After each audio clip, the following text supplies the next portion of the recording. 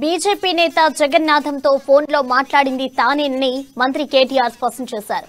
TRS LP కార్యాలయంలో మాజీ MLA Bhikshamaiah Goud TRS లో చేరిన సందర్భంగా కేటీఆర్ మీడియాతో మాట్లాడారు. జగన్నాథంతో ఆయనకు తమ ప్రభుత్వం చేసిన అభివృద్ధి పనులను వివరించారని, అందులో తప్పేముందని మంత్రి ప్రశ్నించారు. మునుగోడులో టీఆర్ఎస్ ప్రభుత్వం వల్ల లబ్ధి చేకూరిన ప్రతి ఒక్కరిని ఓటు అడిగే హక్కు తమకుందని చెప్పారు.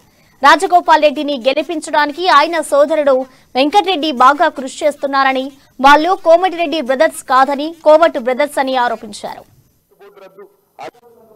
అదే బ్రదర్ తప్ప నేనే మాట్లాడినా తప్ప నేనేమడిగినా అట్టగలదు. నేనేమడిగినా కోమటిరెడ్డికి అమిత్ షా ఫోన్ చేసి అయ్యానికి 18,000 కోట్ల కాంట్రాక్ట్ ఇస్తాను ఆ పార్టీలకు రా అని చెప్పి ఏమైనా ప్రలోభ పెట్టినా? నేనేం చెప్పిన ఆయన ఫోన్ చేసి అన్నా నేత కార్మికులకు మోడీ మరణ శాసనం రాసిండు, 5% జీఎస్టీ వేసి మీ నడ్డీర కొట్టిండు, నేతన్నలారా మాతో ఉండండి అని చెప్పిన తప్ప? చేనేత మిత్ర పెట్టినామని చెప్పిన, నేతన్నకు చేయూత ఇచ్చినామని చెప్పిన, నేతన్నకు బీమా పెట్టినామని చెప్పిన. అదే మోడీ గారు ఆల్ ఇండియా హ్యాండ్లూమ్ బోర్డు రద్దు చేసిండు, ఆల్ ఇండియా హ్యాండీక్రాఫ్ట్ బోర్డు రద్దు, ఆల్ ఇండియా పవర్లూమ్ బోర్డు రద్దు, చేనేత మీద నేత మీద జీఎస్టీ, ఇవన్నీ దుర్మార్గాలు చేస్తున్నాడు. నేతన్నకు మరణ శాసనం రాస్తున్నాడు కాబట్టి మాతో రా అన్న. నేనేమైనా తప్పు చెప్పినా? తప్పు అడిగినా? అయినా ఇంకోటి, మా ప్రభుత్వ పథకాలు పొందుతున్న ప్రతి లబ్ధిదారుడికి నేను ఫోన్ చేసి అడగచ్చు కదా, మా హక్కు.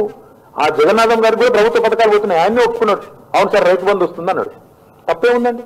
బరాబర్ అడిగితే అవసరమైతే కోమటిరెడ్డి రాజగోపాల్ రెడ్డికి ఓటు ఉందో లేదు ఆడ మునుగోడులో, కానీ ఆయనకు కూడా వస్తుంది మరి రైతు బంధు. ఆయన కూడా వేయాలి మాకే ఓటు లెక్కకైతే.